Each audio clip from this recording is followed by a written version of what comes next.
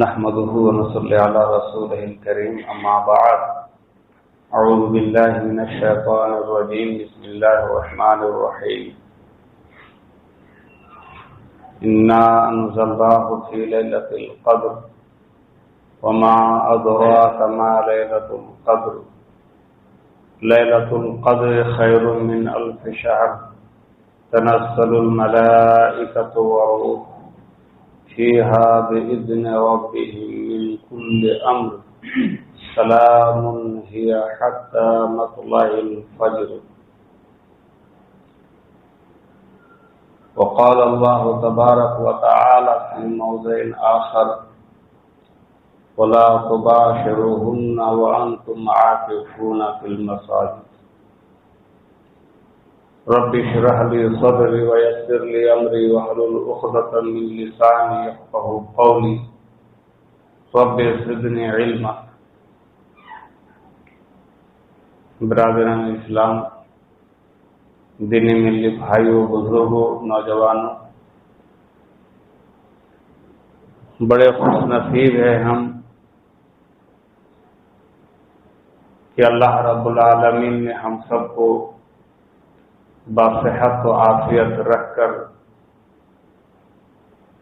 رمضان المبارک کے بہت سارے فیوز و برکات سے سرفراز ہو رہے ہیں. اللہ رب العالمین سے دعا ہے کہ اللہ تعالی اس ماہ رمضان میں ہم سب سے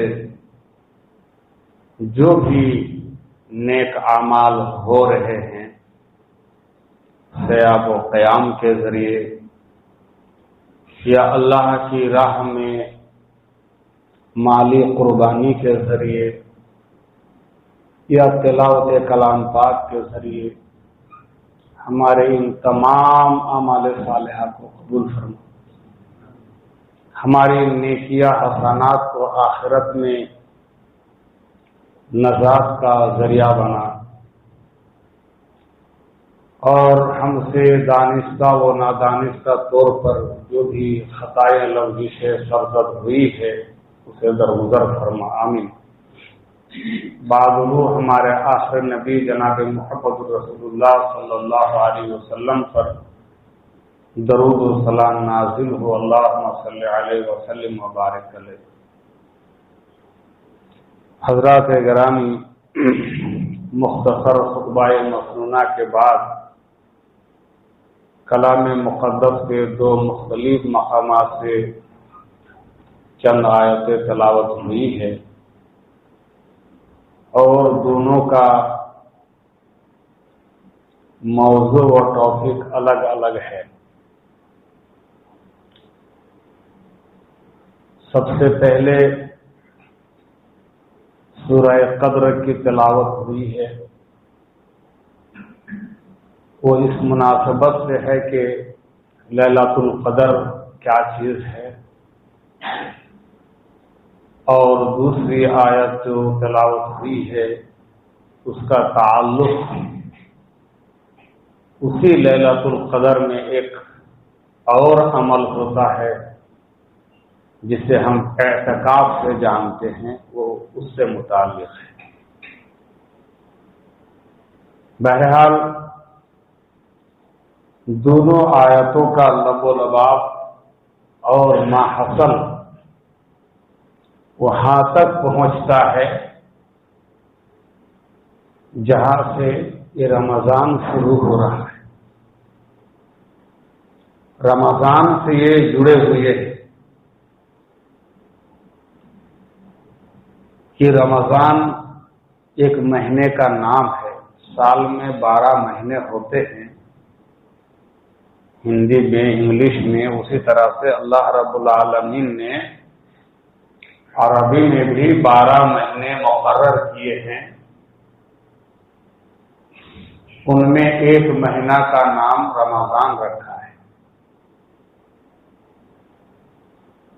اور رمضان کے معنی ہوتا ہے بہت ہی زیادہ جلانے والا، بہت ہی زیادہ راکھ بنا دینے والا، مٹا دینے والا، رمز سے یہ مبالغہ کا صیغہ ہے بہت زیادہ،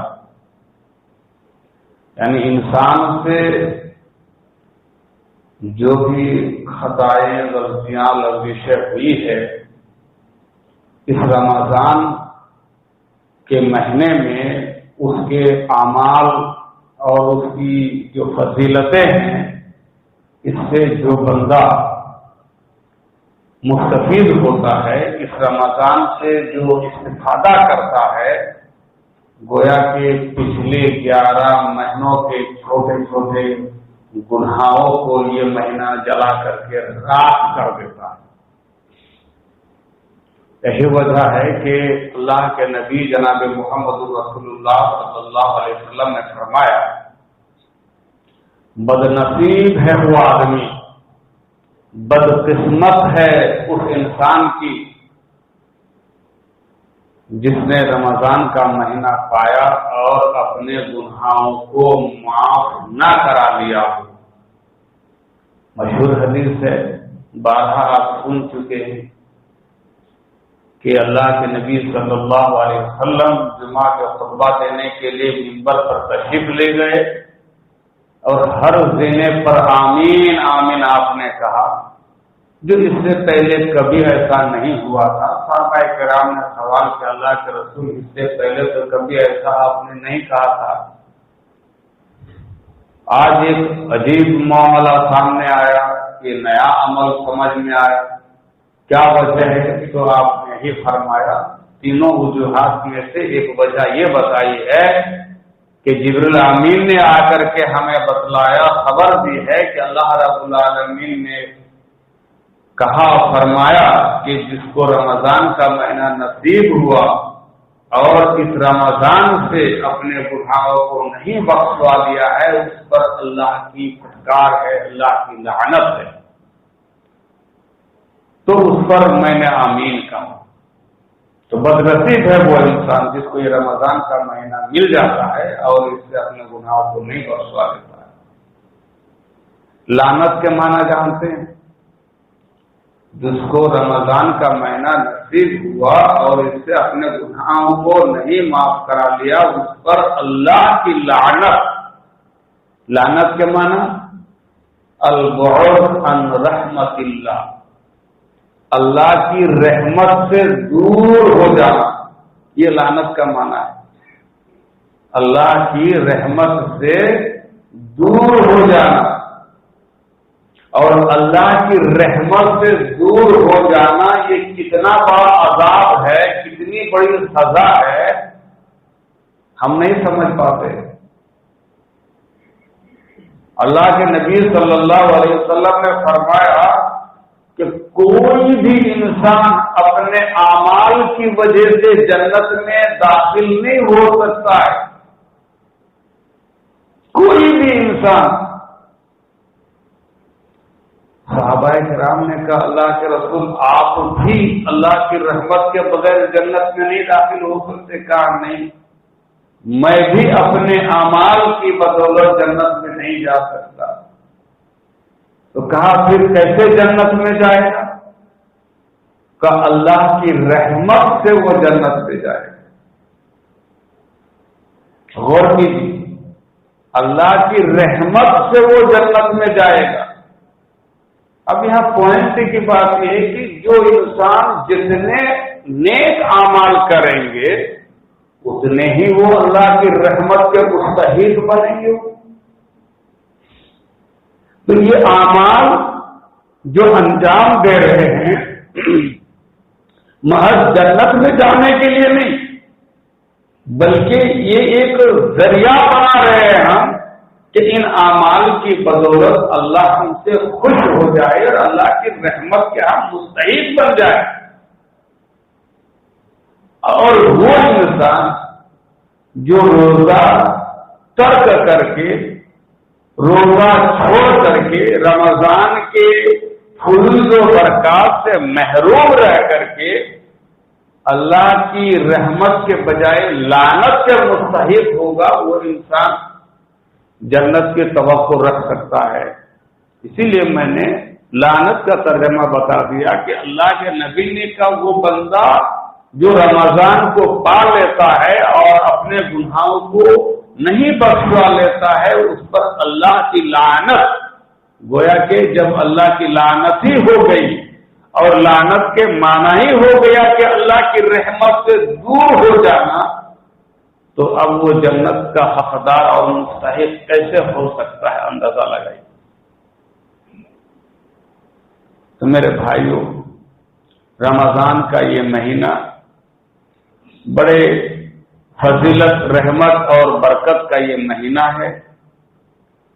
اس مہینے کا نام ہی برکت کے ساتھ جڑا ہوا ہے، اسی لیے دیکھیے محرم مہینہ کا جب ہم نام لیتے ہیں تو کہتے ہیں محرم الحرام، شعبان کا مہینہ جب نام لیتے ہیں تو کہتے ہیں شعبان المعظم، شوال کا نام لیتے تو شوال المکرم، ایسے کر کے الگ الگ اس کے ساتھ ایک صفت جڑا ہوا ہے۔ لیکن رمضان مہینے کے ساتھ ایک ایسا وصف لگا ہوا ہے جو برکت سے منسلک ہے، رمضان المبارک۔ کیا کہتے ہیں؟ رمضان المبارک۔ یہ پورا رمضان کا مہینہ یہ برکت سے بھرا ہوا ہے، یہ سراپا برکت ہے اس مہینے میں۔ اس کی تعریف اللہ کے نبی صلی اللہ علیہ وسلم نے اس طرح سے کی ہے، رمضان شہر مبارک، یہ رمضان کا مہینہ ایسا مہینہ ہے، یہ مبارک مہینہ ہے۔ شہر کے معنی ہوتا ہے مہینہ، اور ایسا مہینہ مبارک جو سراپا برکت والا ہے۔ پورا رمضان یہ برکت سے بالکل ٹھسا ہوا ہے، بھرا ہوا ہے۔ پھر آگے آپ نے تصریح کی کس طرح سے رمضان کی برکت آپ کو سمجھ میں آ سکتی ہے، تو ہم بہت طرح کی برکت کی طرف چلے جاتے ہیں بیان کرنے میں، لیکن اللہ کے نبی نے اس مہینے کی برکت کی تفصیل بیان کرتے ہوئے اس طرف چلے گئے، تفتح فیہ ابواب الجنہ، رمضان کا مہینہ ایسا برکت والا مہینہ ہے، اس مہینے میں جنت کے سارے دروازے کھول دیے جاتے، تفتح فیہ ابواب الجنہ، جنت کے سارے دروازے کھول دیے جاتے۔ اس میں یہ برکت نہیں ہے، معمولی برکت ہے۔ جنت کے سارے دروازے کس کے لیے کھولے جاتے ہیں بولیے؟ ہم مومنوں کے لیے، ہم مسلمانوں کے لیے، جو روزے سے رمضان مہینے میں بہت زیادہ استفادہ کرنے والے ہیں، انہی کے لیے تو یہ دروازے سارے کھول دیے جاتے ہیں۔ تو فتح فیہ ابواب الجنہ، اس مہینے کی برکت میں یہ شامل ہے کہ اس میں جنت کے سارے دروازے کھول دیے جاتے ہیں، وتغلق فیہ ابواب الجحیم، اور جہنم کے سارے دروازے بند کر دیے جاتے ہیں۔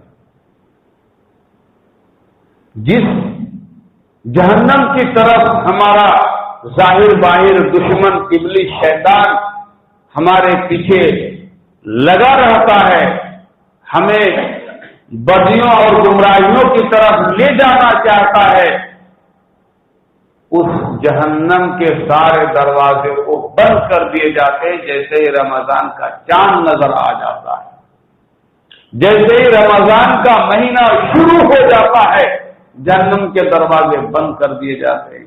اور کیا جہنم میں یہ دوسرے لوگ کیا جائیں گے جب دروازے ہی بند ہو گئے؟ ایک طرح سے اس جہنم میں لے جانے والے کا کیا حال اللہ کے نبی نے فرمایا، وہ تو سب تھا تو شیاطین، رمضان کے مہینے میں شیطانوں کو جکڑ دیے جاتے ہیں، لوہے کے زنجیر سے اس کو مقید کر دیے جاتے ہیں، جاؤ کس کو بہکاؤ گے، جاؤ کس کو تم جہنم کی طرف لے جانا چاہو گے؟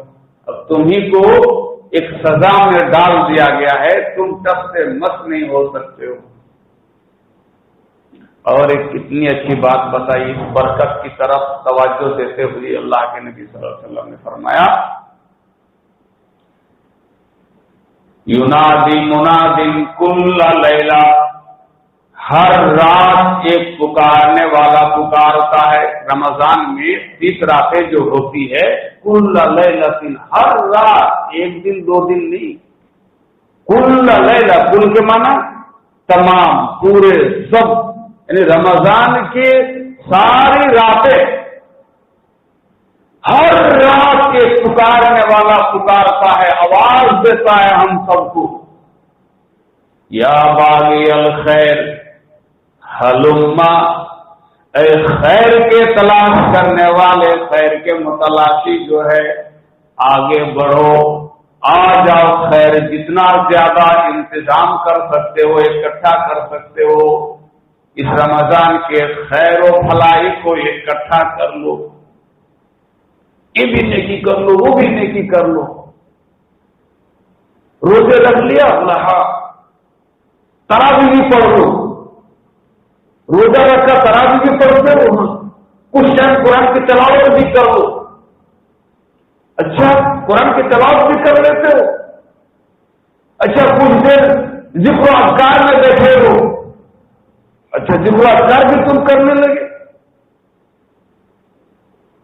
شب قدر کی رات میں جاگ کر اللہ سے گریہ جاری کرتے رہو، اچھا وہ بھی کر رہے ہو، کام دھندا چھوڑ کر کے مسجد میں 10 دن کے لیے اپنے آپ کو مقید کر دو، معتکف بن جاؤ، اعتکاف میں بیٹھ جاؤ،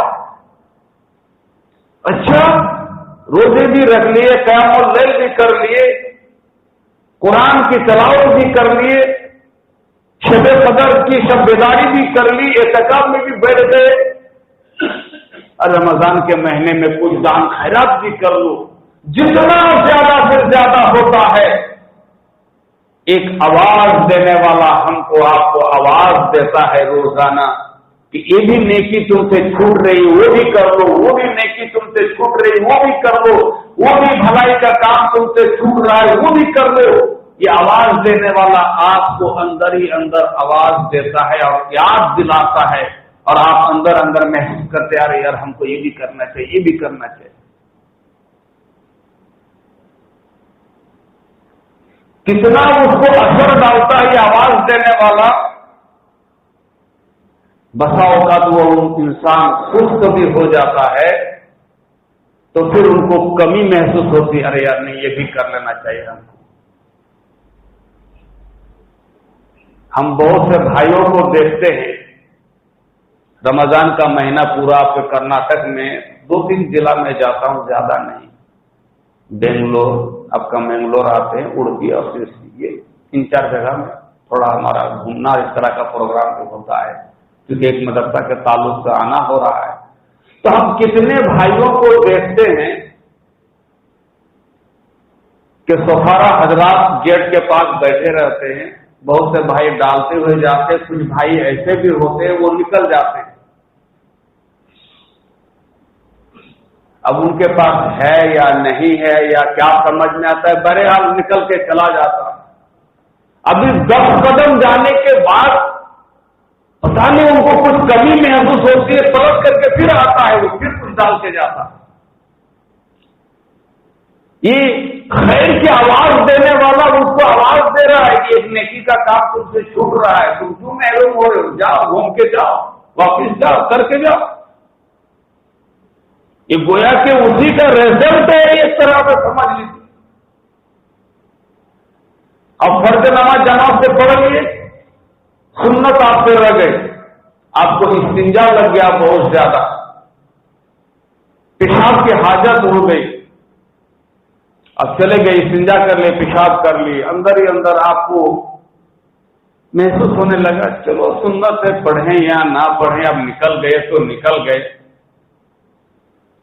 پھر آپ کو اطمینان نہیں ہوتا، نہیں یار یہ سنت مؤکدہ ہے، نہیں چھوڑنا چاہیے، दूसरे महीने में आप छोड़ भी सकते हैं, लेकिन रमजान के महीना में आपसे वो छुट्टी नहीं है।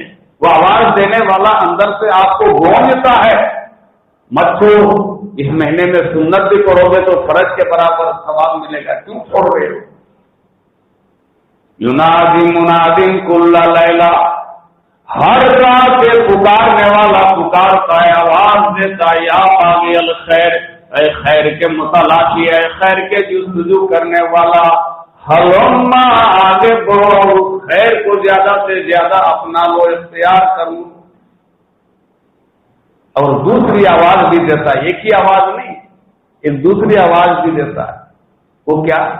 या बागी अशर, एक बुराई के काम में मुलाबिस रहने वाले, एक गुनाह के काम में अपने आप को डुबा कर रखने वाले, अपने दिल में गुनाह का ख्याल रखने वाले, अब फिर तू रुक जा, इतना मुबारक महीना मिला है, इतना बरकत वाला महीना मिला है, लोग अपने कारोबार को छोड़कर, लोग अपने आराम के बिस्तर को छोड़कर क़यामुल लैल कर रहे हैं, कुरान की तिलावत कर रहे हैं, इत्तिकाफ में बैठ रहे हैं, पूरी पूरी रात जाग रहे हैं। तो कितना बदनसीब है, तो गुनाह की तलाश में दौड़ रहा है, चोरी करेंगे, 2 नंबरी काम करेंगे, बदकारी करेंगे, ऐसे गुनाह की तलाश में तुम क्यों भाग रहे हो? अब फिर तू रुक जा, ठहर जा, ठंडा दिमाग से सोचा कर, किस काम की तरफ तू कदम उठा रहा है।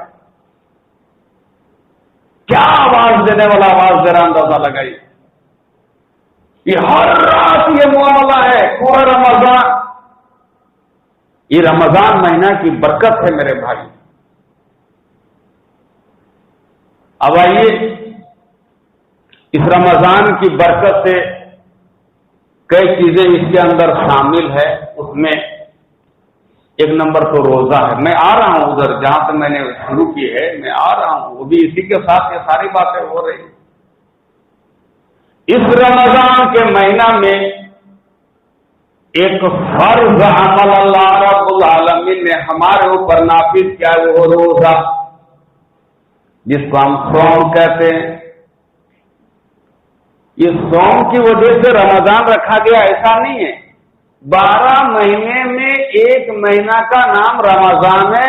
उस रमजान में एक अमल इजाफा हुआ है, बढ़ा दिया गया है, वो है रोजा। जैसा कि जिलहिज्जा में होता है हज, जिलहिज्जा में क्या होता है? हज होता है। तो रमजान में रोजा होता है। तो ये रोजा कितना प्यारा अमल है, अल्लाह रब्बुल आलमीन को इतना प्यारा अमल है रोजा कि हर अमल का बदला अल्लाह रब्बुल आलमीन फरिश्तों से दिलाएगा। ये जानते हैं, सुने। लेकिन रोजा का बदला और अज्र और सवाब अल्लाह रब्बुल आलमीन बिल्कुल अपने हाथ से देगा। ये किसी फरिश्ता से नहीं दिलवाएगा। नमाज, कुर्बानी, हज, उमरा, सदका, खैरात और जो भी हमसे अच्छा काम हो रहा है वो फरिश्तों से कहा जाएगा, उसका ये बदला दे दो, उसको इतना बदला दे दो। लेकिन रोजा का मामला ऐसा है, अल्लाह रब्बुल आलमीन कहेगा अस्सौम ली व अना अज्ज़ी बी, रोजा ये सिर्फ मेरे वास्ते है और इसका बदला मैं अपने हाथ से दूंगा।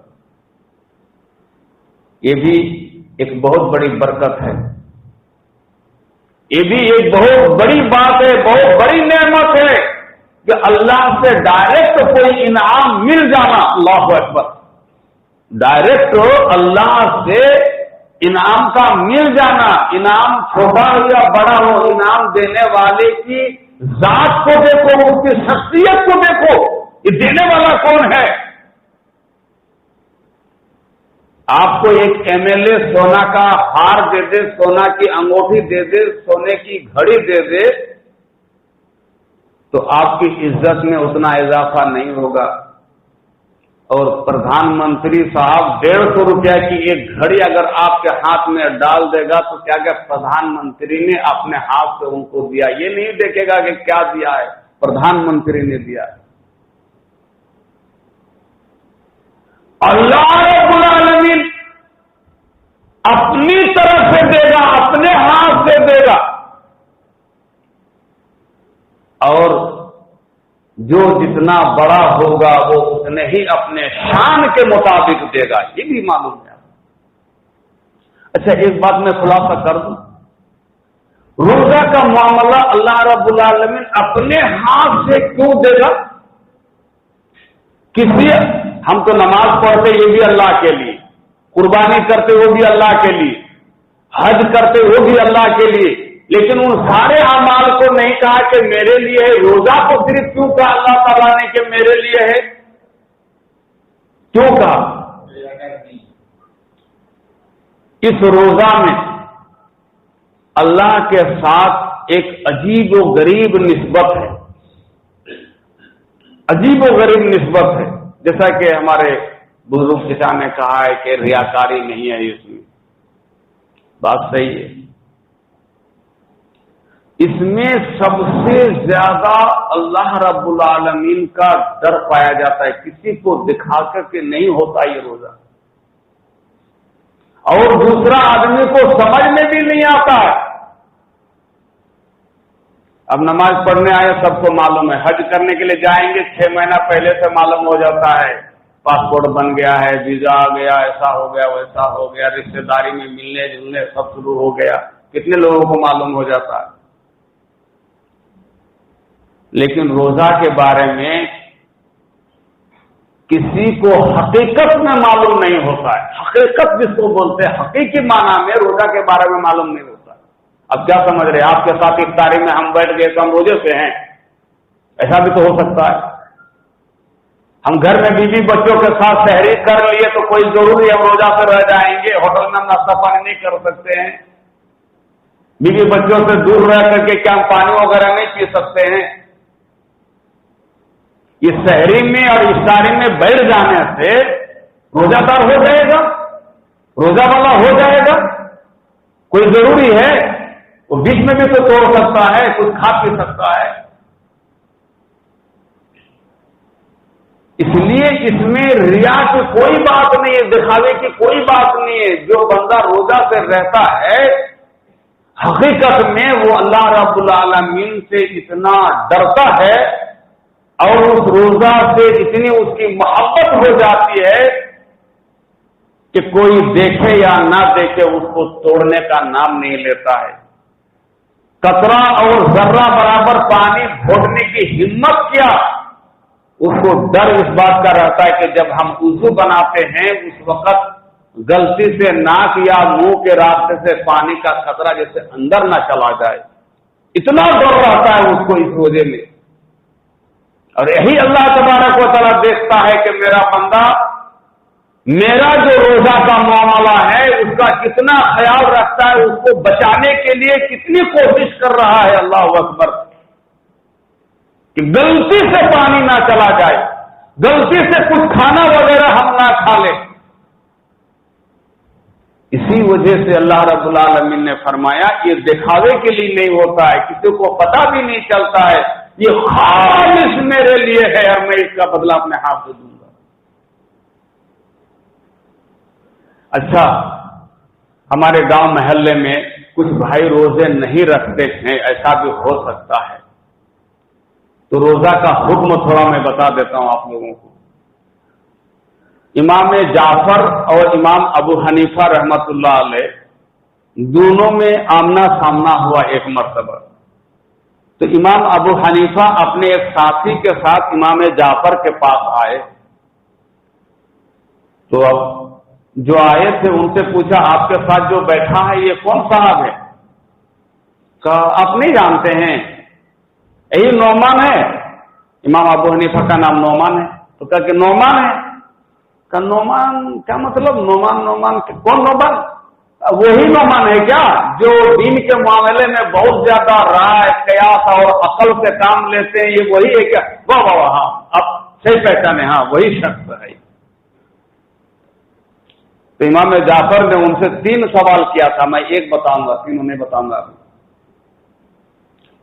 کہا نعمان اچھا یہ بتاؤ، تم دین کے معاملے میں، شریعت کے معاملے میں بہت زیادہ عقل اور قیاس سے کام لیتے ہو تو میرا یہ 2-3 سوال ہے، ان میں سے ایک سوال میں ذکر کر رہا ہوں کہ اچھا یہ بتاؤ، نماز زیادہ اہم ہے یا روزہ زیادہ اہم ہے؟ نماز زیادہ ضروری آپ کو لگتا ہے یا روزہ زیادہ ضروری لگتا ہے؟ کون زیادہ فرض آپ کو معلوم ہو رہا ہے؟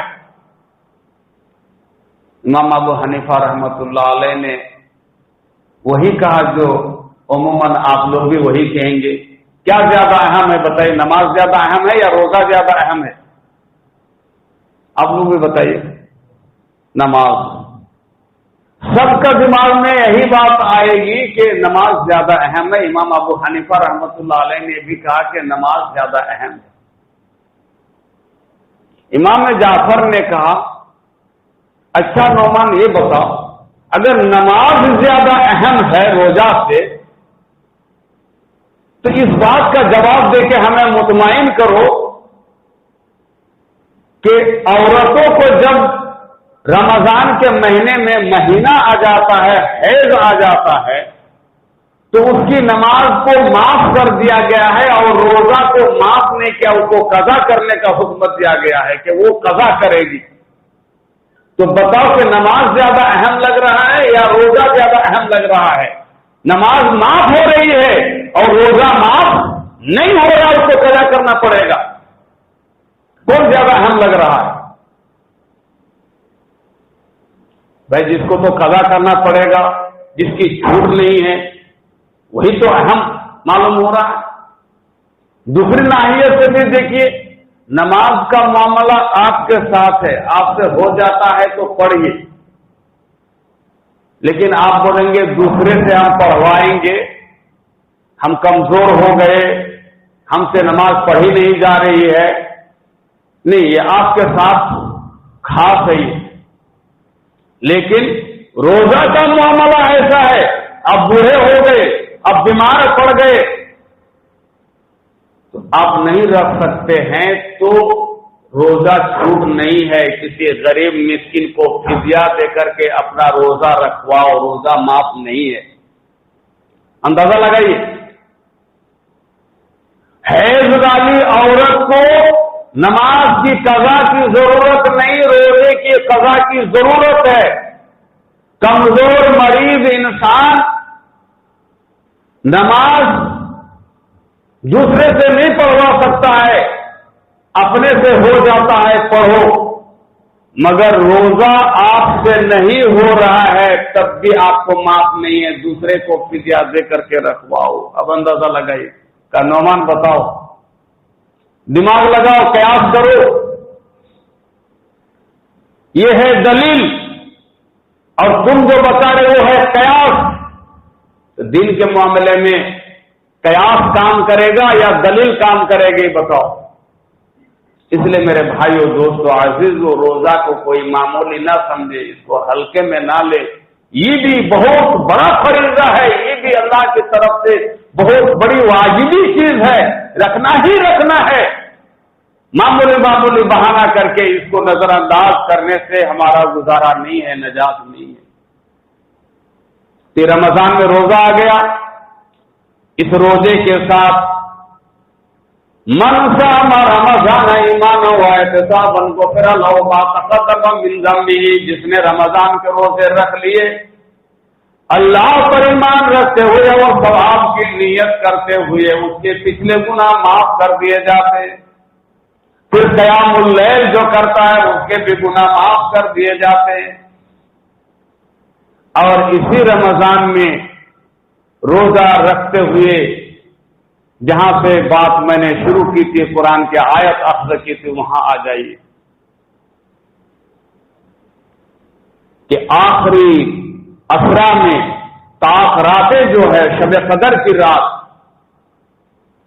جس رات میں یہ قرآن نازل ہوا ہے، اللہ اکبر، شہر رمضان الذی انزل فیہ القرآن، اللہ اکبر، رمضان کا تعارف کروا رہا ہے اللہ رب العالمین۔ رمضان کون ہے جانتے ہو؟ رمضان کا مہینہ کیا ہے معلوم ہے آپ لوگوں کو؟ ارے رمضان کا مہینہ وہ مہینہ ہے جس میں قرآن اترا ہے، وہ قرآن جو آپ کی زندگی کی پوری گائیڈ کرنے والا ہے، آپ کی زندگی کے سارے مسائل حل کرنے والا ہے، آپ کو گمراہی سے ہدایت کی طرف لے جانے والا ہے، جہنم سے جنت کی طرف لے جانے والا ہے، شیطان سے بچا کر اللہ سے محبوب بنانے والا ہے، یہ وہ قرآن ہے جو رمضان میں اترا ہے۔ تعریف دیکھیے کیا تعریف ہو رہی ہے، شہر رمضان الذی انزل فیہ القرآن۔ رمضان کا مہینہ جانتے ہو کون مہینہ ہے؟ جس میں قرآن اتارا گیا ہے، جو قرآن سراپا قرآن بھی بابرکت والی کتاب ہے۔ قرآن کے بارے میں بھی تو کہا گیا نا، ھذا کتاب انزلناہ مبارک۔ قرآن ایک ایسی کتاب ہے جس کو ہم نے اتارا ہے، وہ بھی برکت سے پور ہے، بابرکت والی کتاب ہے۔ فاتبعوہ، وہ بابرکت کتاب کی تم اتباع کرو، پیروی کرو، اور رب ذوالجلال سے تقوی اختیار کرو، لعلکم ترحمون، تمہارے اوپر رحم کیا جائے گا۔ قرآن کی جتنی پیروی کرو گے، قرآن کی جتنی باتیں مانو گے، قرآن سے جتنی محبت بڑھتی جائے گی، اتنا ہی تم پر اللہ کا رحم ہوتا رہے گا۔ یہ قرآن بابرکت کتاب ہے، قرآن سے رحمت ملتی ہے، رحمت کا نزول ہوتا ہے قرآن سے۔ یہ وہ کتاب ہے جو رمضان میں اترا ہے، اور اللہ رب العالمین فرماتا ہے کہ جس رات میں یہ قرآن نازل ہوا ہے وہ رات رمضان ہی میں ہے۔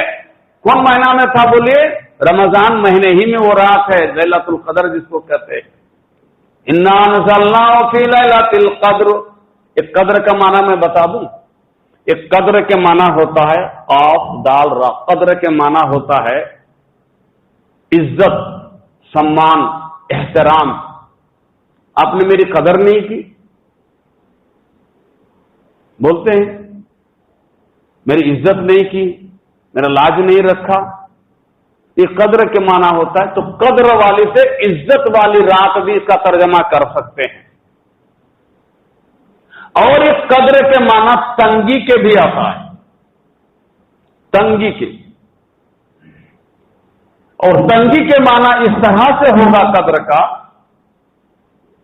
کہ دنیا میں ہم سارے لوگ اس رات میں جاگتے ہیں، شب بیداری کرتے ہیں، اور آسمان سے بھی اتنے ہی زیادہ فرشتوں کا نزول ہوتا ہے، فرشتے بھی اترتے ہیں، تنزل الملائکۃ والروح، آسمان سے فرشتے بھی اترتے ہیں۔ تو بھائی اتنے انسان ہے اور اتنے سے زیادہ فرشتے بھی اگر آ جائے تو یہ زمین تنگ پڑے گی کہ نہیں پڑے گی؟ اس مسجد میں آلریڈی سمجھ لیجئے 200 آدمی ہیں، اور 200 آدمی باہر سے آ جائے تو مسجد کی زمین تنگ پڑے گی کہ نہیں پڑے گی؟ تو آسمان سے فرشتے بھی آ جائے اور ادھر ہم پہلے سے موجود ہیں تو ایک طرح سے یہ تنگی کے معنی میں بھی آتا ہے۔ بہرحال تو یہ قدر کے معنی آپ تنگی لے لیجئے، کیا عزت و سمان کے لے لیجئے، دونوں میں اس رات کی فضیلت میں کوئی کمی نہیں آتی ہے۔ یہ رات ایسی رات ہے کہ اس رات میں فرشتوں کا نزول ہوتا ہے، جبریل امین خود اترتے ہیں، اللہ اکبر، اور وہ رات 1000 مہینوں سے بہتر ہے، 1000 مہینوں سے بہتر ہے۔ بہتر کیسے ہوگا بولیے؟ یہ مسجد بہت اچھی ہے، مسجد بہت اچھی ہے، یہ مسجد اپنے میں بہت اچھی بن گئی یا اس میں میٹیریل لگائے ہیں تب اچھی بنی ہے؟ ماشاءاللہ کتنا خوبصورت ممبر بنا ہے، یہ ٹائلز ہم باہر سے لگائے ہیں، یہ قالین بچھائے ہیں، پنکھے خوبصورت لگائے ہیں، اے سی فٹ کیے ہیں، یہ باہر سے جتنی چیزیں اس کے اندر ہم نے ڈالے ہیں اس سے نہ یہ مسجد خوبصورت بنی ہے۔ تو ایک رات 1000 مہینوں سے بہتر ہے، وہ رات اپنے میں بہتر نہیں ہے، اس کو کر کے بہتر بنایا گیا ہے۔ اس رات کو صیام کے ذریعے سے، قیام کے ذریعے سے، تلاوت قرآن کے ذریعے سے اور جو اذکار دعائیں پڑھنے کے لیے کہا گیا ہے ان سب سے سجا کر کے اس رات کو آپ بہتر بناؤ، جو فضیلت میں اتنا آپ کے یہ اعمال آگے بڑھ جائیں گے، فضیلت میں اس رات کی فضیلت، اس رات کے اعمال فضیلت کے اعتبار سے اتنا آگے بڑھ جائیں گے کہ آپ دوسری راتوں میں 1000 مہینوں تک کرتے رہیں گے وہی سب اعمال، تو اتنا ثواب آپ کو نہیں ملے گا۔ اس رات میں یہی سب اعمال کر لینے سے فضیلت میں آپ اتنا آگے بڑھ جائیں گے کہ 1000 مہینوں تک دوسرے مہینے میں آپ کرتے رہیں گے تو آپ کو ثواب اتنا نہیں ملے گا۔ یہ سب اعمال اس میں کر کے آپ کو وہ رات سجانا ہے اور اس کا فائدہ اٹھانا ہے۔ بڑے خوش نصیب ہیں ہم لوگ، 1000 مہینے پچھلے لوگ کر کے اتنا عمل پاتا تھا، اتنا ثواب ملتا تھا ان کو۔ اللہ کے نبی صلی اللہ علیہ وسلم نے ایک آدمی کا ذکر کیا کہ ایک شخص اللہ کی راہ میں ہتھیار کا زرہ پہن کر کے ہمیشہ مجاہد بن کر کے تیار رہتا، گویا کہ اس کی تعریف ہو رہی تھی تو وہ تو فضیلت اور ثواب میں بہت آگے نکل گیا۔ صحابہ کرام نے کہا اللہ کے رسول، ان کی عمر بھی تو 1000 مہینے ملے اور وہ اتنا کچھ کر لیا، ہماری عمر بھی تو اتنی نہیں ہوگی، 1000 مہینے کا آپ حساب لگائیے تو 84 سال یا 83 سال 4 مہینے کچھ بنتے ہیں، تو ہم میں تو کتنے ایسے ہیں جن کی عمر 7 سال ہی میں ختم ہو جاتی ہے، 80 سال بھی تو ہم نہیں پہنچتے ہیں، تو ہم تو اجر و ثواب کے حساب سے ان کے مقابلے میں بہت پیچھے رہ جائیں گے۔ یہ صحابہ کرام تعجب ظاہر کر رہے تھے تو اللہ رب العالمین نے ان کے تعجب کا جواب دیتے ہوئے اس رات کی بشارت دے دی، خوشخبری دے دی، ارے وہ تو 1000 مہینہ کر کے اتنا ثواب کمایا، تم کو ہر مہینہ ہم ایک رات دے دیں گے جو پوری زندگی اس نے کیا ہے، ایک رات میں اتنا ثواب تم کو مل جائے گا۔ اب ہر سال ایک مہینے میں وہ رات اگر ہم کو مل جائے، ہماری عمر اگر 7 سال ہو گئی، کتنی 7 سال عمر ہو گئی، اور 7 سال میں بچپن کے 15 سال نکال دیجیے یا 10 سال نکال دیجیے، آج کل تو 10-12 سال کے بچے بھی روزہ رکھنے لگے ہیں ماشاءاللہ، تو آپ کو تو سمجھ لیجئے کہ 50-52 سال تو وہ رات آپ کو مل رہی ہے، تو آپ ان سے کتنا آگے بڑھ گئے۔ 1 سال کی ایک رات اگر مل گئی تو ان کی زندگی کے برابر ہو گیا۔ آپ کی پوری زندگی میں ہر سال یہ رات مل رہی ہے، یہ بنی اسرائیل تمہارے قریب پہنچ سکتا ہے، دوسری امت تمہارے قریب آ سکتی ہے۔ ایسی سب فضیلتیں ہیں اس امت کی جو اللہ کے نبی صلی اللہ علیہ وسلم نے فرمایا، اور قرآن میں بھی آیا ہے کہ محمد کی امت دنیا میں آنے کے اعتبار سے سب سے پیچھے آئی ہے، بعد میں آئی ہے، لیکن قیامت کے دن سب سے آگے اٹھے گی، سب سے آگے رہے گی یہ امت۔ وہ پوری زندگی میں جو کیا ہے، ہم ایک رات عمل وہ کر دیتے ہیں تو اس کے برابر ہو گئے، باقی اور 50 سال 49 سال جو کرتے رہیں گے تو کہاں اس کو ہم پیچھے چھوڑ دیں گے، اندازہ لگاؤ۔ اس لیے میرے بھائیو، دوستو، عزیزو، وہ رات 1-2 دن کے بعد شروع ہونے والی ہے، اللہ کی رحمت کے ساتھ وہ رات ہم کو گھیرنے والی ہے۔ بالکل سستی اور کاہلی میں اس رات کو گنوانے کی کوشش مت کرنا، جتنا ہو سکے اللہ کی عبادت میں، ذکر میں لگے رہنا، اگر ہو سکے تو سب سے زیادہ اس رات میں جس بات کا اہتمام کرنے کے لیے کہا گیا ہے، میں تو کہوں گا کہ قرآن اور نفلی نماز زیادہ سے زیادہ اس رات نہ پڑھ کر کے صرف ماں عائشہ رضی اللہ تعالی عنہا نے اللہ کے نبی سے سوال کیا تھا، جب اللہ کے نبی نے اس رات کی فضیلت بتا دی اور جاگنے کا حکم دیا تو حضرت عائشہ رضی اللہ تعالی عنہا نے کہا، اللہ کے رسول، 1000 مہینے سے بہتر والی رات اگر ہم کو نصیب ہو گئی، مل گئی، تو اس رات میں ہم کو کرنا کیا ہے، کچھ تو بتائیے۔ اللہ کے نبی نے جواب میں کیا دیا، بولیے؟ اللہم انکا عفو تحب العفو فاعف عنی. کہا ایسا اس رات میں تم نماز پڑھو، قرآن پڑھو.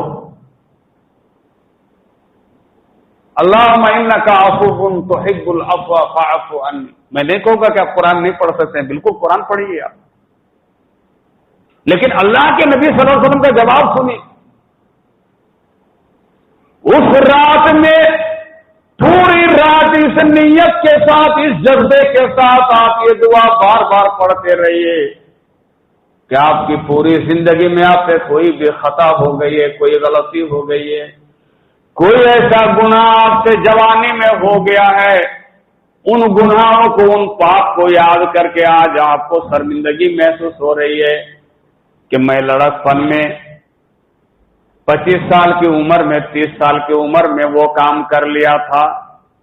میرے باپ کو پتا نہیں چلا تھا، ماں کو خبر نہیں ہوئی تھی، میری بیوی کو بھی پتا نہیں چلا تھا، رشتہ داروں کو پتا نہیں چلا تھا، دوست و یار کو بھی معلوم نہیں ہوا تھا. اللہ، لیکن بہت بڑا مجھ سے وہ گناہ ہو گیا ہے. جب کبھی مجھے یاد آتا ہے اللہ، مجھے رونا آ جاتا ہے، مجھے اندر ہی اندر بڑی بے عزتی محسوس ہوتی ہے. لیکن اللہ، کائنات کے سارے لوگوں سے میرا وہ پاپ، میرا وہ گناہ چھپا ہوا ہے، مگر تو تو جانتا ہے، تو نے دیکھا ہے، تیرے علم میں ہے کہ یہ بندہ کتنا بڑا پاپی اور گناہگار ہے. اے اللہ، آج تو دنیا میں اس کو چھپا کے رکھا ہے، میں اپنے اندر ہی اندر میں شرمندگی محسوس کر رہا ہوں. اللہ، قیامت کے دن بھی میرے ماں باپ کے سامنے وہ عمل ظاہر مت کر دینا، ساس سسر کے سامنے ظاہر مت کر دینا، دادا نانا کے پاس ظاہر مت کر دینا، لوگوں کے سامنے میدان محشر میں میرے اس عمل کو ظاہر کر کے مجھے رسوا مت کرنا، اس عمل کو تو چھپا دینا.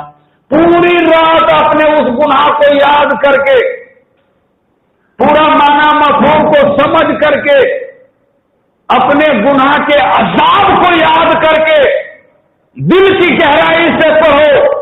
اے اللہ، تو بڑا معاف کرنے والا ہے، تو معافی کو پسند کرتا ہے. اللہ، تو ہمیں معاف فرما دے. گناہ کو یاد رکھو، اللہ کے عذاب کو یاد رکھو، اللہ کی پکڑ کو یاد رکھو. اور جیسے ہی آپ اندر اندر پڑھو گے نا، آپ کے دل سے وہ آواز نکلنا شروع ہو جائے گا. آپ زبان سے اور منہ سے پڑھنا شروع کریں گے، پڑھتے پڑھتے وہ کیفیت آپ کے دل تک، سینے تک پہنچ جائے گی. اور جیسے جیسے سینے تک وہ آواز پہنچ کر سینے سے جب نکلنا شروع ہو جائے گی تو آپ کے بدن میں ایک کپ کپی طاری ہو جائے گی، رونگٹے کھڑے ہو جائیں گے، آپ ایک بار چونک اٹھیں گے. اور ایسا بھی ہو سکتا ہے کہ آپ کے آنکھوں سے آنسو کے قطرے بھی نکل سکتے ہیں. اللہ، یہ کیا ہو گیا تھا مجھ سے؟ اللہ، کل میں کیسے اللہ کو منہ دکھاؤں گا؟ میرے ماں باپ کو اگر معلوم ہو جائے گا تو اس دن میرا کیا ہوگا؟ آپ کی آنکھوں سے اس دن آپ کے آنسو کے قطرے نکل جائیں گے. اس انداز میں پوری رات اس دعا کو آپ پڑھتے رہیے کہ یہ کیفیت آپ سے طاری ہونی ہے. اور سمجھ لیجئے کہ جیسے ہی آپ کے اندر یہ کیفیت طاری ہو گئی، آپ کے جسم میں ایک کپکپاہٹ شروع ہو گئی، آپ کے دل نے ایک جھٹکا لے لیا، آپ کے آنکھوں نے آنسو کا قطرہ نکال دیا، یقین مانیے آپ کا کام تمام ہو گیا، آپ کامیاب ہو گئے، آپ کا بیڑا پار ہو گیا. اللہ یہی دیکھنا چاہتا ہے کہ اس رات میں بندہ رو رو کر کے مجھ سے معافی مانگنے میں کامیاب ہوا کہ نہیں ہوا. پوری رات یہی کو اللہ تو ہمیں معاف کر، تو ہمیں معاف کر. اللہم انکا عفو تحب العفو. اے اللہ، تو بڑا معاف کرنے والا ہے اور معافی کو پسند کرتا ہے، لہذا اس گناہگار بندہ سے جو گناہ ہوا اللہ تو اسے معاف فرما دے، اللہ تو اسے معاف فرما دے. بار بار پڑھتے جاؤ گے. آج کسی آدمی کے پاس 10 دفعہ ہاتھ پھیلاؤ گے تو اب وہ خود شرما جائے گا کہ یہ بڑا بے عزت ذلیل انسان ہے. ایک بار نہیں دیا، 2 بار نہیں دیا، تیسری بار نہیں دیا، لیکن میرا پیچھا نہیں چھوڑتا ہے، 10ویں دفعہ آ گیا ہے، چلو اس کو تو کچھ دینا ہی پڑے گا. جب 10 دفعہ ہوگے تو بولے کچھ تو اس کو دینا پڑے گا. اللہ تبارک و تعالیٰ سے بار بار پوری رات مانگو گے تو اللہ کہے گا اس بندہ کو تو یہ کسی بابا کے پاس نہیں گیا، کسی ولی کے پاس نہیں گیا، کسی درگاہ میں نہیں گیا، کسی مزار میں نہیں گیا، کسی دیوی دیوتا کے پاس نہیں گیا، وہ مجھے بڑا مانا ہے اور مجھ سے معافی مانگ رہا ہے، اس کو تو معاف کرنا ہی ہوگا بندہ۔ پوری رات جب میرا پیچھا نہیں چھوڑ رہا ہے، اب تو مجھے سننا ہی پڑے گا، اللہ تبارک و تعالیٰ آپ کو معاف کر دے گا۔ اب کامیاب ہو گئے۔ پوری رات کرو یہ عمل۔ اگر بار بار وضو بنانے میں آپ کو عمل بھی دیکھیے اللہ کے نبی نے کتنا آسان بتایا ہے۔ آپ نماز پڑھو گے پوری رات میں کئی بار آپ کا وضو ٹوٹ سکتا ہے، کئی بار آپ کو وضو بنانے کے لیے آپ کو جانا پڑے گا۔ آج گرمی کے موسم میں رمضان آ گیا تو آپ کو وضو بنانے میں دقت نہیں ہوگی، پھر یہی رمضان آپ کو جنوری مہینہ میں آ جائے، فروری میں آ جائے، دسمبر میں آ جائے تو کتنی دقت ہوگی بولیے وضو بنانے میں بار بار۔ لیکن ایسی دعا اللہ کے نبی نے سکھائی ہے کہ آپ کو بیٹھ کر پڑھنے کی ضرورت نہیں، آپ کو وضو کی حالت میں پڑھنے کی ضرورت نہیں، آپ جس حالت میں ہیں، بغیر وضو کے ہیں، لیٹے ہوئے ہیں، مسجد میں ہیں، گھر میں ہیں، کرسی میں بیٹھے ہیں، زمین میں بیٹھے ہیں، کوئی قید و بند نہیں، لیکن آپ پڑھو اس انداز میں کہ آپ کا دل جھٹکا لے، بدن میں جھٹکا آنا ہوگا، کامیاب ہو جائیں گے۔ یہ اس رات کی فضیلت ہے۔ اپنے گناہوں کو یاد کرو اور اللہ سے معافی مانگو۔ آخر میں 5 منٹ اور لے لیتا ہوں، ذرا اعتکاف کے تعلق سے بات آئی تھی، شب قدر کی فضیلت سن لیے، رمضان کا کیسے برکت کا مہینہ ہے وہ بھی آپ سمجھ گئے۔ اعتکاف والی بات جو ہے یہ سب تو ماشاءاللہ پوری تفصیل کے ساتھ جمعہ کے خطبہ وغیرہ میں سنتے رہتے ہیں، لیکن اعتکاف بھی ایک عمل ہے۔ اللہ کے نبی صلی اللہ علیہ وسلم نے رمضان کے آخری عشرہ میں اعتکاف کیے ہیں۔ جس سال آپ دنیا سے الوداع ہونے والے تھے اس سال آپ نے اور 10 دن اعتکاف میں اضافہ کر دیا تھا، 20 دن اعتکاف کیے تھے۔ اس لیے میرے بھائیوں دوستو، اعتکاف بھی مسنون ہے، سنت مؤکدہ ہے، اللہ کے نبی صلی اللہ علیہ وسلم نے کیا ہے، اپنی امت کو ترغیب دی ہے، ان کی فضیلتیں بتائی ہے۔ اب اعتکاف میں جب آپ رہیں گے تو وہاں پر آپ زیادہ سے زیادہ اللہ کے ذکر میں رہیں۔ سو کر کے ٹائم پاس کرنے کے لیے آپ نہیں آئے ہیں، اللہ کی عبادت کے لیے آپ آئے۔ یہ سمجھ لیجئے کہ بندہ سے تعلق میرا ختم ہو گیا، کاروبار سے میرا تعلق ختم ہو گیا۔ اب بزنس مین ہے نا، بزنس مین ہے، بزنس مین آدمی جب اللہ کے راہ میں اللہ کی رضا حاصل کرنے کے لیے مسجد میں آپ نے پناہ لے لی، اعتکاف میں آ گئے، آپ جا نہیں سکتے ہیں، آپ دیکھ نہیں سکتے ہیں، آپ چوائس نہیں کر سکتے ہیں، تو خامخواہ آپ بیٹھ کر کے ادھر دماغ لگا کر کے اپنے وقت کو ضائع کرنے کی ضرورت کیا ہے؟ جو ہوگا اللہ مالک ہے، میں نے چھوڑ دیا، اب میرا دھیان بھی ادھر نہیں جانا چاہیے، میں اپنے آپ کو اللہ کے لیے وقف کر دیا۔ یعنی جس طرح اپنے جسم کو، تن بدن کو آپ نے جس طرح اس سے الگ کر لیا، اپنے دماغ کو بھی اس سے بالکل الگ کر لیجیے۔ آپ اٹھتے بیٹھتے چلتے پھرتے صرف اللہ اللہ ہی ہونا چاہیے، اللہ کے کلام میں لگے رہنا چاہیے۔ قرآن پڑھنا آتا ہے قرآن پڑھتے رہیے، قرآن سے فارغ ہو گئے تھوڑا چلو وضو بنائیں گے، پیشاب کی حاجت لگی ہے پیشاب وغیرہ کر لیتے ہیں، وضو بنا لیتے ہیں، چلو 2-4 رکعت نفل بھی پڑھ لیں گے۔ ایسے کرتے کرتے اپنے دماغ کو بھی حاضر رکھیے یہاں۔ ایسا نہیں اب تو نماز میں بھی کھڑے رہیں گے اور آپ کا دماغ اگر پوری مارکیٹ میں گھوم رہا ہے تو کیا فائدہ ہے؟ وہ کہاوت سنے نا، بہت مشہور ہے، اتنی اچھی اچھی باتیں ہو رہی وہ سب بولنا مناسب بھی نہیں لگ رہا تھا کہ ایک امام صاحب نے ایک بار 3 رکعت نماز پڑھ کر کے سلام پھیر دیا۔ ایک آدمی بڑا دھیان سے نماز پڑھتا تھا، اب جماعت میں اختلاف ہو گیا، کہا کہ یار 4 رکعت ہوئی یا 3 رکعت ہوئی، کوئی کلیئر بول نہیں پا رہا ہے۔ تو سب نے کہا کہ ایک کام کرو، وہ بندہ جو ہے نا بہت ہی دلچسپی سے اور پورا حاضر دماغ سے وہ نماز پڑھتا ہے، ہاں اس سے پوچھا جائے کہ 3 رکعت ہوئی یا 4 رکعت ہوئی۔ تو اس کے پاس گئے 2-4 آدمی، تو کہا کہ مجھے بھی آج 3 ہی رکعت معلوم ہو رہی ہے۔ تو کہا ایسا کیوں؟ تو کہا کہ روزانہ 4 رکعت میں میری 4 دکان کا حساب ہو جاتا تھا، آج 3 ہی دکان کے حساب میں سلام پھیر گیا مولوی صاحب نے، ایک دکان کا حساب ابھی پورا نہیں ہوا اور سلام پھیر دیا۔ تو مجھ کو بھی لگ رہا ہے کہ 3 ہی رکعت ہوئی ہے۔ اب بتائیے، نماز میں کھڑے ہیں، पूरा ध्यान आप समझ रहे हैं कि नमाज में है और आप अंदर अंदर दुकान के हिसाब में अगर सैर कर रहे हैं तो मस्जिद में खड़ा होने का क्या फायदा हुआ? अपने जिस्म को आपने एहतिकाफ में रख दिया, अल्लाह के घर में रख दिया, और दिमाग हमेशा टेंशन में रहेगा कि मेरा माल पहुंचा कि नहीं पहुंचा, मेरा लड़का बच्चा संभाल पा रहा है कि नहीं पा रहा है, नौकर चाकर कहीं चोरी कर रहा है, ना 2 नंबरी कर रहा है, ना क्या कर रहा है। उधर ही अगर आप मगजमारी करते रहेंगे तो मस्जिद में अड्डाबाजी करने से फायदा क्या होगा? इसलिए मेरे भाइयों दोस्तों अजीजों, अपने जिस्म को, बदन को जिस तरह से आपने मस्जिद में रोक के रखा है, अपने दिमाग को भी घेर कर रखने की आप कोशिश कीजिए। और दूसरी बात, वला तुबाशिरुहुन्ना व अंतुम आकिफूना फिल मसाजिद, जब तुम एतकाफ करोगे तो मुबाशरत नहीं कर सकते हो, बीबी वगैरह से हम बिस्तरी करने के लिए जाने का घर तक कोई ऐसी इजाजत नहीं है। बहुत इमरजेंसी कोई बात हो गई जो आपके बगैर सामान नहीं मिल रहा है तो उसमें मजबूरी की सूरत में जा सकते हैं, लेकिन बीबी से वो कुछ और मजामियत वगैरह के नियत से आप नहीं जा सकते, ये तो आम बात है। और इस आयत में एक बात का खुलासा ये है, वो अंतुम आकिफूना फिल मसाजिद, मस्जिद ही में तुम एहतिकाफ करने वाले हो, यानी आपका एहतिकाफ मस्जिद ही में होगा। और इसमें ये बात आम है, मर्द हो या औरत हो।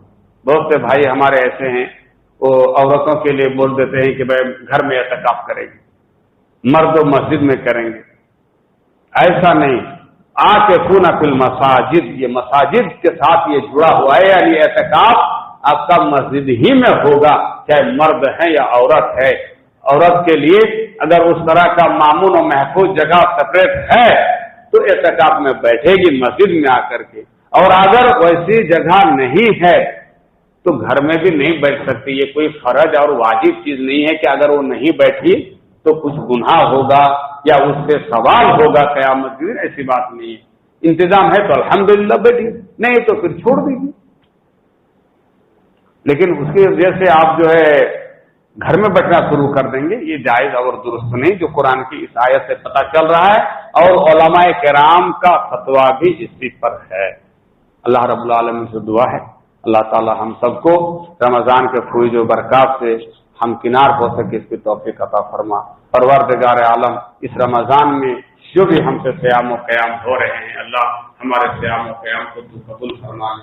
मौला करीम हमारे गुनाह फरमा, हमारे नेक अपनात को आखिरत में नजात बना। परवरदिगार आलम, मलाहिम की हिफाजत फरमा, मसाजिद की हिफाजत फरमा, उलमाए हक की हिफाजत फरमा, हर मैं बैठ की हिफाजत फरमा, हर मैं बैठ के पूरी दुनिया की मुसलमानों की इज्जत और आबरू के लिए, हिफाजत के लिए रो रो कर दुआएं हो रही है। लाखों की तादाद में रो रो कर लोग दुआएं कर रहे, आमीन आमीन कह रहे हैं। मौला उनकी दुआओं को कबूल फरमा, पूरी दुनिया के मुसलमानों को मजलूमियत की जिंदगी से नजात अता फरमा, जालिमों के जुल्म से उन्हें महफूज रख। परवरदिगार आलम, जब भी हमारा खात्मा और ईमान करो, इस्लाम करो, हमसे जो भाई मुसलमान होकर गुजरता रमजान हमारे साथ थे, कदर में थे, तारीफ में थे और एहतिकाफ वगैरह में बैठे थे, आज हमसे रुखसत होकर कब्रों में जाकर पड़े, अल्लाह उनकी कब्रों को हिफाजत करना, उनकी कब्रों को नूर से मुनव्वर करना, शांति से बेटा हिफाजत करना, उन्हें हर किस्म के राह पर आराम करना, उनके गुनाह खता को दरगुजर करना, जन्नतुल फिरदौस में आप मकाम अता फरमा। आमीन। तक़ब्बल या रब्बल आलमीन। अस्सलामु अलैकुम व रहमतुल्लाहि।